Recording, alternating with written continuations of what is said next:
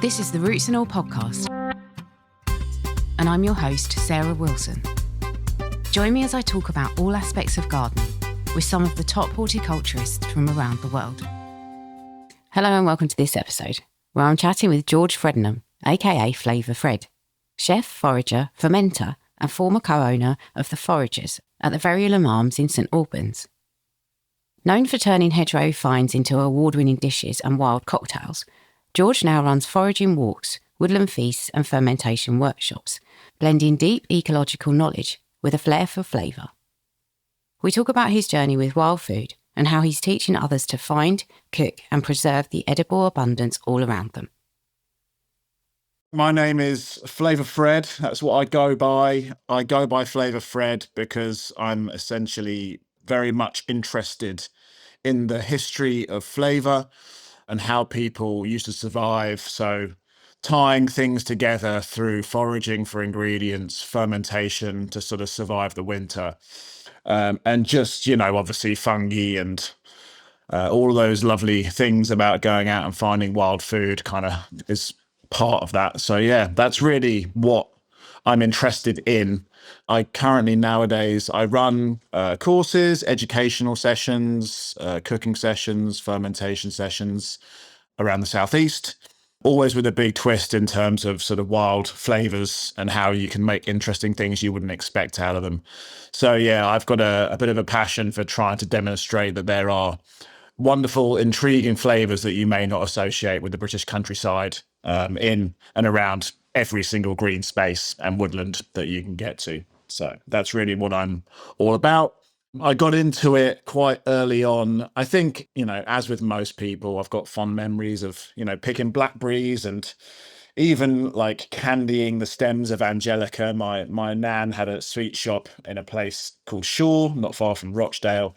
So every couple of months we'd go and see her. And I was very young, but I think making things was part and parcel of going to see her. And I come from a family that is all very keen growers and gardeners. So I've grown up digging asparagus beds, painting sheds and picking fruit and just sort of, doing as much as I can with everything that's around me, basically. So that's really where it all kind of happened. I weirdly didn't really start anything to do with Flavour Fred or the Foragers, which was my previous business, a pub restaurant in St Albans, until my late 20s, 28 years old. And prior to that, I don't tell people what I did. It's a well-kept secret. Oh, that sounds intriguing. Next time I see you, I'm going to be like, what did you do before? No, it's not a secret. I did a degree in corporate IT. I had no idea what I was doing in my life. And somehow I randomly did this degree in corporate IT and had a very brief career in London, which I soon found myself decompressing by going to the woods and, finding flavors and stuff. And that 5 years was enough for me to figure out I was doing the wrong thing, and I lent into it. So amen to that. So did anyone teach you how to forage? I guess my nan and my dad have been pretty integral in what I learned early on. Admittedly, it was pretty simple stuff. My dad's definitely much more a sort of gardener than a forager, but he grew up being told about mushrooms and plants, and I think that kind of filtered into some of the things that I was told. So I think like my very initial knowledge was sort of gained growing up, but actually for the most part I would say where I'm at now is all self-taught. Various books and websites and other foragers and other courses and things like that is where I've spent my time. But there's nothing like throwing yourself into something to learn it. So that's what I did when I had the restaurant. It was a baptism of fire to start with, but it's all come together quite nicely recently. And you said about foods for survival and surviving the winter. And I think a lot of people, as you said, in the UK, there will be unexpected flavours that people don't realise are out there. And probably a lot of the time think actually they're not worth bothering with, because if it's abundant in the landscape and we're not already eating it, there must be a reason. But you take these natural flavours and you do something quite spectacular with them. And so they are palatable. I guess maybe the two of those things don't necessarily compute. So you've got survival food and food that tastes really good. Is it a question of how you treat something that gives it that? I think the survival stuff for me is a little bit more leaning into the sort of the fermentation and processes to preserve things. So, historically before refrigeration and things like that, using salt and using methods to make sauerkraut or wherever you are in the world, kimchi. Every culture has some form of preserving food through fermentation. So, it's an interesting topic. There definitely is, what you would classify as sort of like famine foods and certain plants that I can find and gather if I wanted to. But frankly, I believe with the correct approach to preserve, you can actually find yourself in a pretty decent spot with nice flavors. Yeah, based upon what you found and grown, generally is how I like to think of it. So when you started the restaurant, you did it obviously through the name. The foraging aspect of it was a big part. Did you actually launch it with the idea, I'm going to use a lot of stuff that is foraged? Yeah, we did. So basically, the pub was called the Verulam Arms. It's in a city called St Albans. It's in the Cathedral Quarter, so it's about 10 minutes away from a private estate called Gorenbury, where I was lucky enough to be allowed to gather from the surrounding farmlands, hedgerows. And yeah, our intention was completely to try and demonstrate how to use wild food, and not just like a mere garnish like you'll often see in many restaurants, like delicately placing a wild leaf on something just to have the word foraged on the menu was often what you'd see. So we kind of went at it on an opposite sort of angle in the fact that we were kind of thinking about sort of hunting and gathering as part of foraging. So, we had huge amounts of things on the menu that everyone knows, like to start with, it was always sort of, nettles and fruits. We opened it in actually towards the end of the year. So we also had like game, mainly rough game on the menu as well, because obviously the farmlands and things like that would be controlling those. But yeah, it was always sort of a focus on how to actually put the wild flavors at the forefront on the dishes. I mean, obviously, if we were 100% wild, it would be quite a challenging thing. No oil, without sort of pressing it yourselves. I'm not going to go and rake some salt. So, it was always sort of a 30% wild dishes or drinks is how we like to focus on it, where we would then do specials that would be as close to fully wild as possible. And that's where we'd have to use like animal fats and other things like that to cook with. But yeah, it was certainly an interesting outlook. And I wasn't really a chef by any means. I was just intrigued and fascinated by flavor. So we had a very good chef start with us. And about 3 years in after he left, I basically had another baptism of fire, learning how to cook in a commercial kitchen, which was, pretty challenging, especially that first night. But yeah, I can imagine. So were there any things that you served up to people where they kind of universally went, oh, okay, well, that's interesting, I don't love it? And conversely, was there anything you served up where people maybe were a bit apprehensive, but then went, oh my God, now you've done that with it, it's fantastic? yeah, like nettles is always the obvious one. People just have this issue with them, and I can't really understand it. I think their depth of flavor is very, very good. They're quite earthy. Obviously they come with the risk of being stung, but if you combine them with other things, that sort of deep earthiness, that umami-ness works really, really well with mushrooms. So, quite often we'd be using those. I mean, I would say for the first couple of years, we'd have things like nettle spanakopita on the menu. We'd be using it for soups and, replacing spinach in anything that you'd think of that would have spinach in it, like gnocchi, or we did like nettle aloo a few times. That was always like a really easy one to demonstrate and a very responsible, easy one to gather as well, that we could use in a variety of different ways. I think as we sort of, ventured into more and more wild food, we definitely had things on the menu that I think, probably needed a little bit more attention than they did. So obviously fungus is something people want to sort of see, and quite a lot of them, obviously most fungi is like well over 90% water.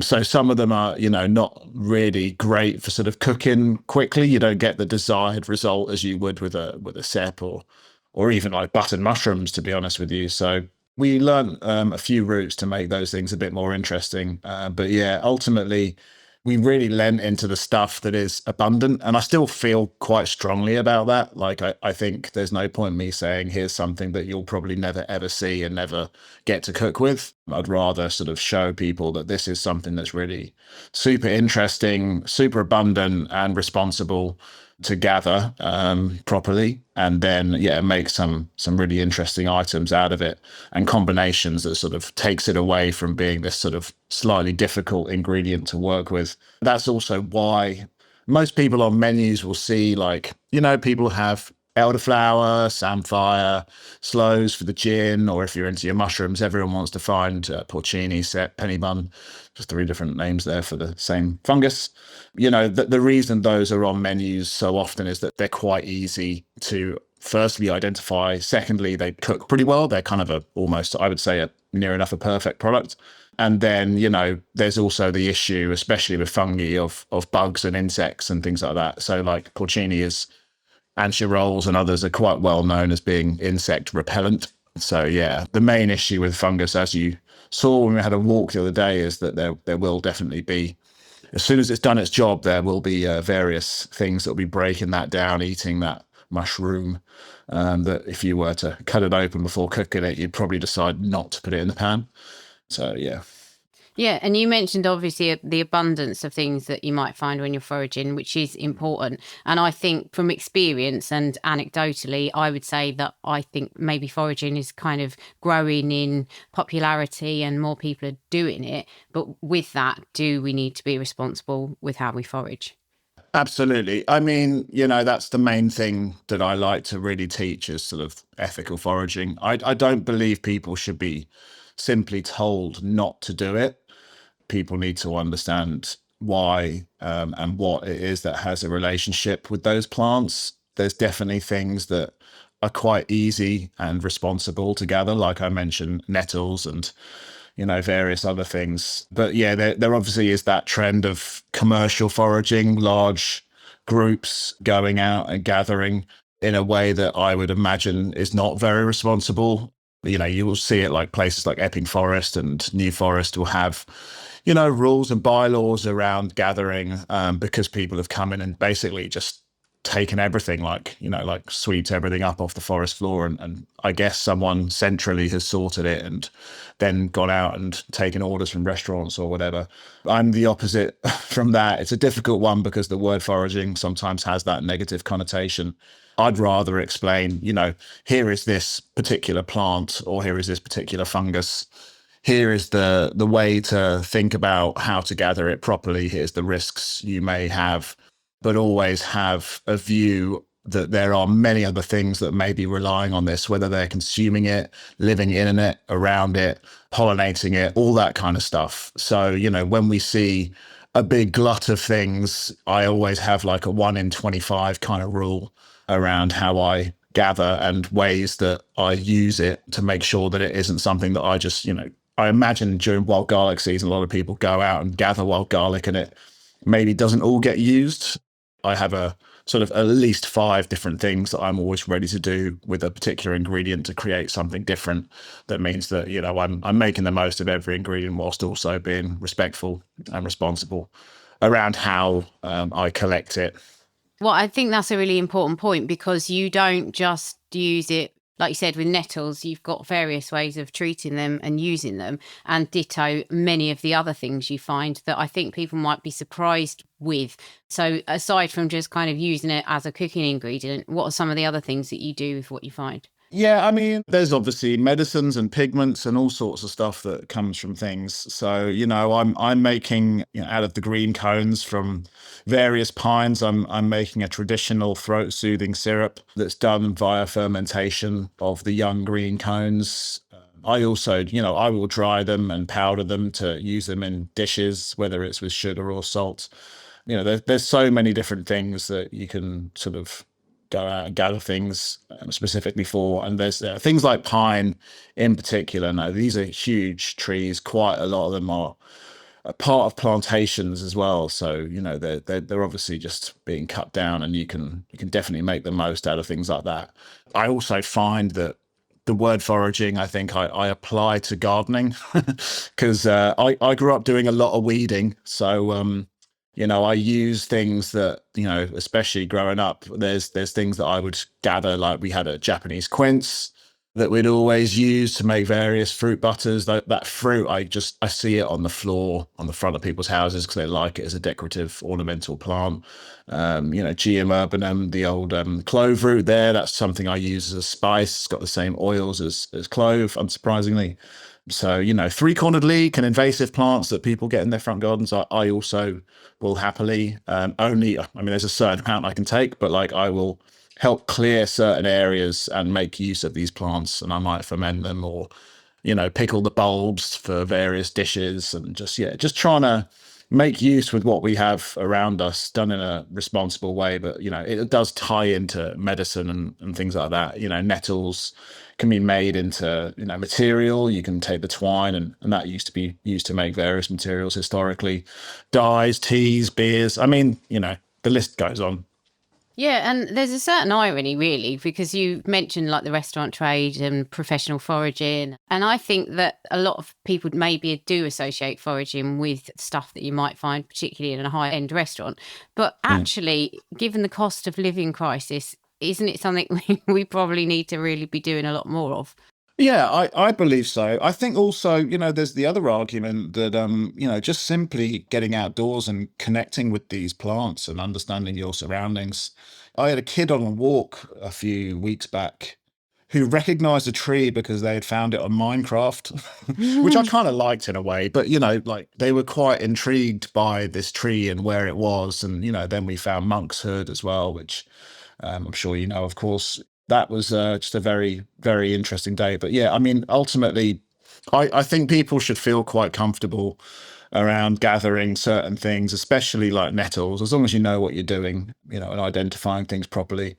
It's certainly, something that's abundant and will continue to grow no matter, if you're sort of taking it responsibly, top inch of the plants in spring and not when they're in seed in summer. Then you're generally, you got an abundant amount of complex vitamins and minerals there, and you spent, an hour outside doing it as well. So it's a good process. Well, like you said as well, it might make us a little bit more relaxed in our gardening practices if we suddenly start recognising the weeds as things that we can eat. Yeah. Sure.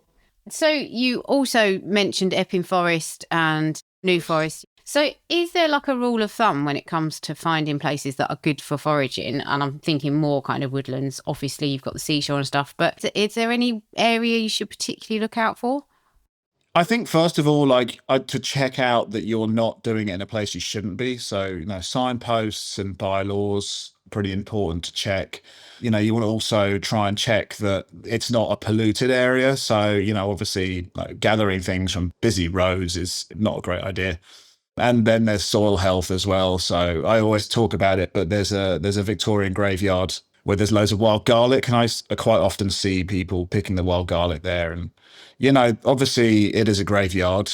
There's graves there that have lead lined. That's what they did in Victorian times and used arsenic to embalm. So soil health, checking the bylaws, there are specific sites where you definitely can't. You want to make sure you're not on a triple SI, so that's a site of specific scientific interest. And yeah, beyond that, I mean, that's just sort of my general prerequisites before I advise anyone go anywhere. You basically can't take any protected plants, so like orchids, fungi as well. That includes like reishi and lion's mane.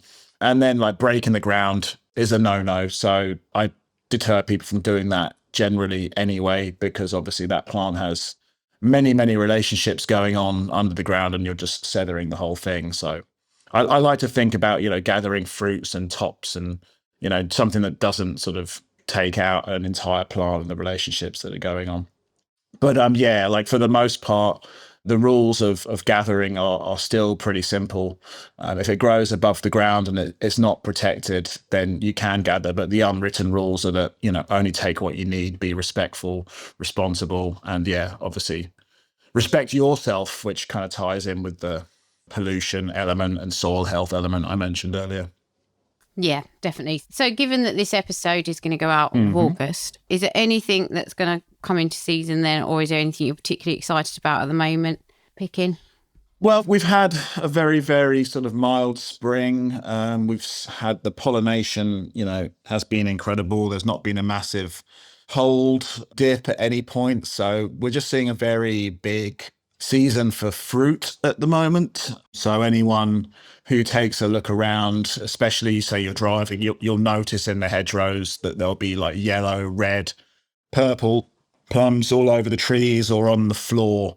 Those are the cherry plum, a species that was introduced in about the 16th century, and they are absolutely fruiting, going crazy. So it's something that you'll just find as soon as you spot a patch. There'll be loads on the floor that'll be absolutely perfect. They kind of drop off the tree as they become perfectly ripe, or you can take them off the tree, but they're an absolute, a huge amount of things that can be done with those. Whether you're making simple jams or spreads is quite nice. There's the process of salting them, Japanese process. So like ume, where you make umeboshi, is where you process those by salting them at 18% salt, the weight. And that's a lovely item that sort of takes a couple of sort of months to get to the final product. But that's really nice.